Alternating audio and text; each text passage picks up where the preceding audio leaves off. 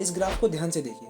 Print media का evolution colonial era से ही हुआ था, जहां पूरा मीडिया कंपनी के ही रेगुलेशन में चल रहा था। कहते हैं कि जिसने मीडिया पर पकड़ बना ली उसने लोगों की सोच पर पकड़ बना ली। बस यही बात के चलते मीडिया और सत्ता के बीच में टसल जारी रहती है।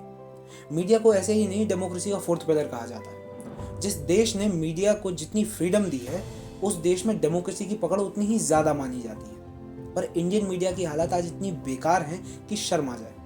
वर्ल्ड प्रेस फ्रीडम इंडेक्स, जो कि एक independent NGO reporters without borders हर साल निकालती है, उसके हिसाब से इंडियन मीडिया की रैंकिंग 2022 में 150 थी, जो कि इंडियन न्यूज़ मीडिया हाउसेस की बढ़ती इकोनॉमिक वैल्यू और उनसे होने वाली जर्नलिस्ट की कमाई की कंपैरिजन में बहुत कम मानी गई। जबकि हमारे ही छोटे पड़ोसी देश नेपाल और भूटान में इंडिया के कंपैरिजन में काफ़ी ठीक ठाक रैंकिंग हासिल की थी।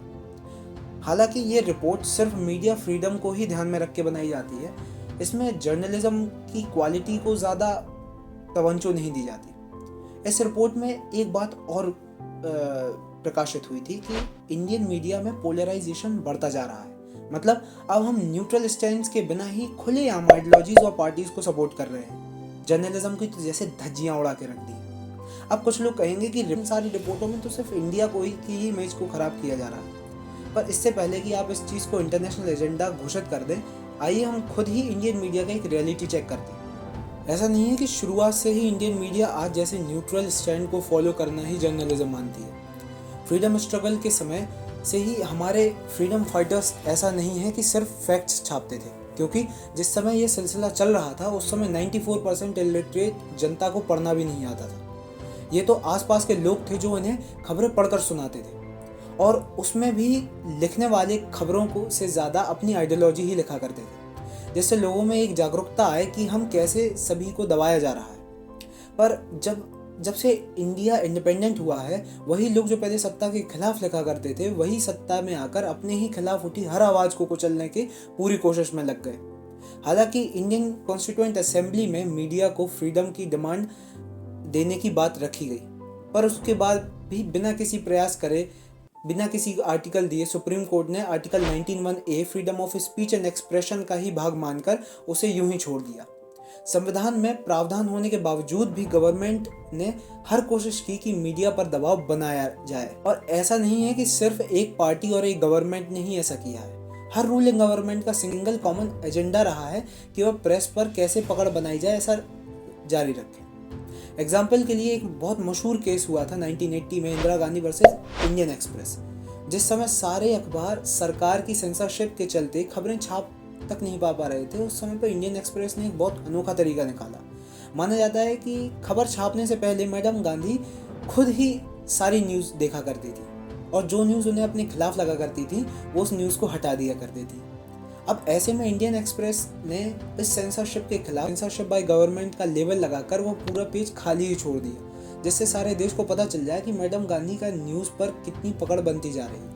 आज भी बहुत से ऐसे अखबार और न्यूज़ मीडिया चैनल हैं जो सरकार के खिलाफ बात खुलकर करते हैं। दिक्कत ये नहीं है कि वो किसके खिलाफ बात कर रहे हैं, दिक्कत ये है कि वो सिर्फ खिलाफ ही बात कर रहे हैं। अब तो आम सी बात हो गई है कि सरकार की अगर अच्छाई सुननी है तो सुधीर चौधरी को सुन लीजिए, और बुराई का मन है तो रवीश कुमार को। ये भी जर्नलिज्म के मुंह पर एक तमाचा ही है।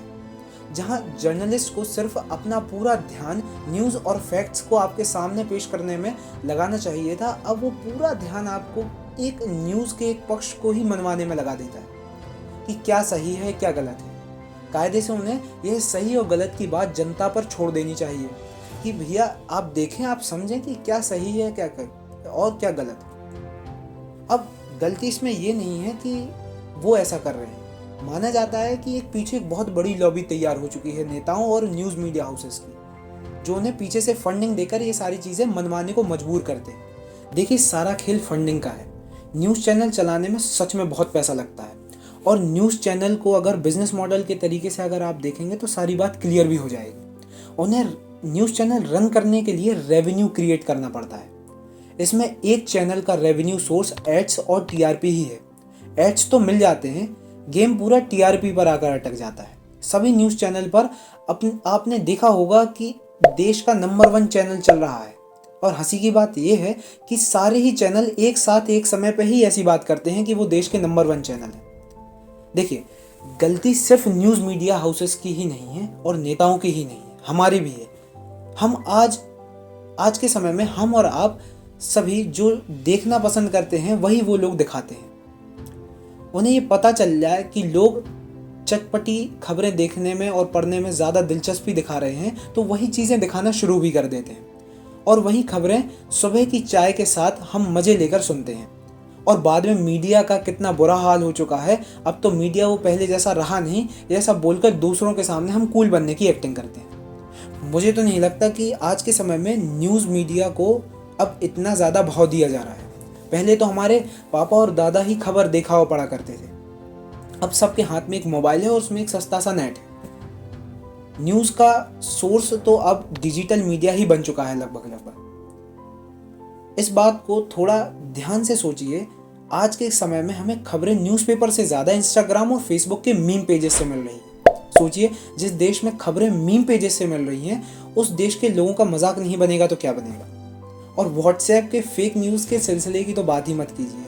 हर सुबह किसी ना किसी बॉलीवुड स्टार को वो लोग मार दिया करते हैं और फॉरवर्ड करने के बाद हमें पता चलता है कि वो न्यूज़ फेक है या सही। ऐसे में लोगों को भटकाना कितना सरल है।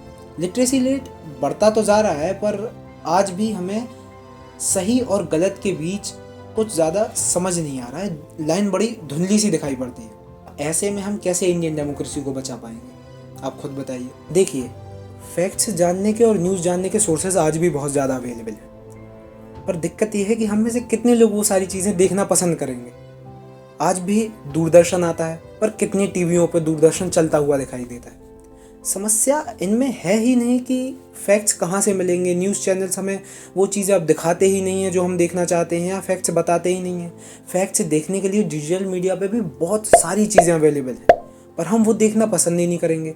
हमें इमोशन, चटपटा, तड़कता भड़कता और सास बहू वाला तड़का देखना ज़्यादा पसंद है।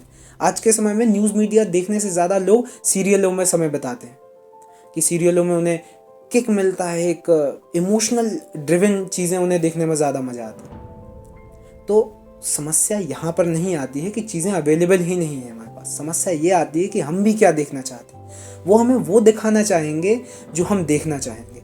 अगर हम आज के समय में उनसे ये डिमांड रखेंगे खुल के कि हमें प्योर जर्नलिज्म चाहिए, तो वो निश्चित ही हमें प्योर जर्नलिज्म देंगे। बस दिक्कत है तो हमारे विल की। हम देखना चाहेंगे, क्या हम वही सो कॉल्ड बोरियत वाली न्यूज़ों को पढ़ना पसंद करेंगे, या सो कॉल्ड बोरियत वाली न्यूज़ चैनल्स को फॉलो करना पसंद करेंगे? क्योंकि हर जगह चीज़ें अवेलेबल हैं, बस ज़रूरत है उन्हें ग्रास्प करने की, उन्हें वापस अपने पास लाने की। देखिए, सरकार को भी एक जर्नलिस्ट के ऊपर इतना ज़्यादा दबाव नहीं बनाना चाहिए।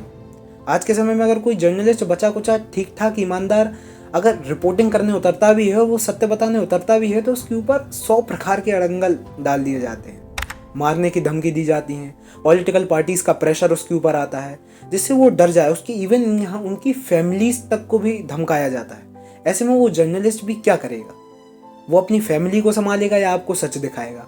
तो सरकार को भी थोड़ा सा नरमी दिखाने की आवश्यकता है, जिसमें एक जर्नलिस्ट ओपनली इन चीज़ों को बता सके कि क्या चल रहा है समाज में, और फिर हम पे छोड़ा जाए कि क्या वो सही है या गलत है। मोदी जी साफ तौर पर कहते हैं संसद में कि आलोचना और आरोप में अंतर होता है, इस अंतर को बना रहना चाहिए। लोग आलोचना से ज़्यादा आरोप लगाते हैं, तो ये आरोप लगाने और आलोचना वाली जो पॉलिटिक्स है, ये सिर्फ पॉलिटिकल ग्रुप में ही दिखाई पड़ती है, पर जर्नलिस्ट इन दोनों चीज़ों से बहुत अलग चलता है, और जनता को इन दोनों चीज़ों में नहीं पड़ना चाहिए कहीं से लेकर कहीं तक। बस समस्या यहीं आकर आ जाती है कि कौन सा जर्नलिस्ट किस चीज़ में किस चीज़ को पेश करने जा रहा है, उसको वो चीज़ पेश करने ही नहीं दी जाती। तो सरकार को थोड़ा सा कम प्रेशर के साथ इन सारी चीज़ों को डील करना चाहिए। देखिए, हर एक चीज़ गलत ही नहीं है, हम इन सारी चीज़ों को सुधार भी सकते हैं। इंडियन मीडिया का स्तर बढ़ाने के लिए हमें कुछ बेसिक चीज़ों पर ध्यान देना पड़ेगा। पहली चीज़, इंडियन जर्नलिस्ट को इस बात को एकदम ही इग्नोर कर देना चाहिए कि उसका पर्सनल पॉइंट ऑफ व्यू क्या है। आप अपना जो भी न्यूज़ दिखा रहे हैं वो दिखाइए, और लोगों के ऊपर छोड़ दीजिए कि क्या सही है क्या गलत है, वो अपने हिसाब से देख लेंगे। दूसरी चीज़ कि सरकार भी जर्नलिस्ट और जनरल मीडिया हाउसेस के ऊपर इतना ज़्यादा प्रेशर ना बनाए, उन्हें फैक्ट्स दिखाने के लिए एकदम फ्रीडम दें। वो क्या बताना चाहते हैं क्या नहीं दिखाना चाहते हैं, ये आप नहीं डिसाइड करें। और ये लॉबिंग वाला सिस्टम तो बिल्कुल ही बेकार है। ये करप्शन में आता है। इसके ऊपर जितनी भी रेगुलेटेड मीडिया अथॉरिटीज़ हैं, जो कि बहुत कम हैं, उनको और ज़्यादा पावरफुल करना चाहिए। लॉ बनाइए आप इनके साथ में।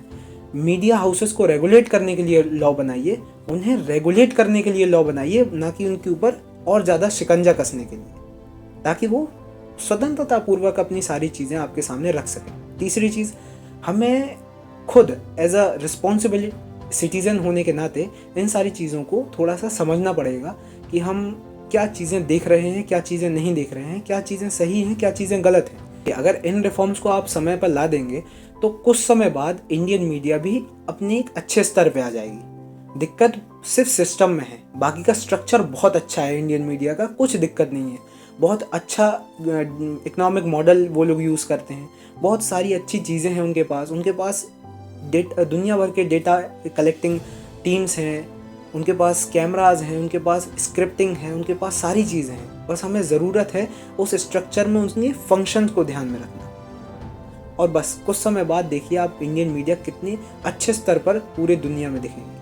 बंधुओं, आपको ये वीडियो कैसी लगी आप कमेंट बॉक्स में लिख के बताइए, और भी ऐसी वीडियो अगर आप चाहते हैं, आपको अच्छी लगी, क्योंकि हम अभी एक्सपेरिमेंट कर रहे हैं अपने साथ कि किस टाइप का कंटेंट आपको ज़्यादा अच्छा लगेगा। अगर आपको ये वाला कंटेंट अच्छा लगेगा तो हम इसी ऑर्डर में ले जाएंगे, क्योंकि आपका प्यार ही हमारे लिए हमारा सब्सक्रिप्शन है, हमारा लाइक है, हमारा सपोर्ट है। तो आप इसको बनाए रखिए और फीडबैक देते रहिए, वही चीज़ ज़्यादा इम्पोर्टेंट है। और सब्सक्राइब कीजिए द बंधुस को। जय हिंद।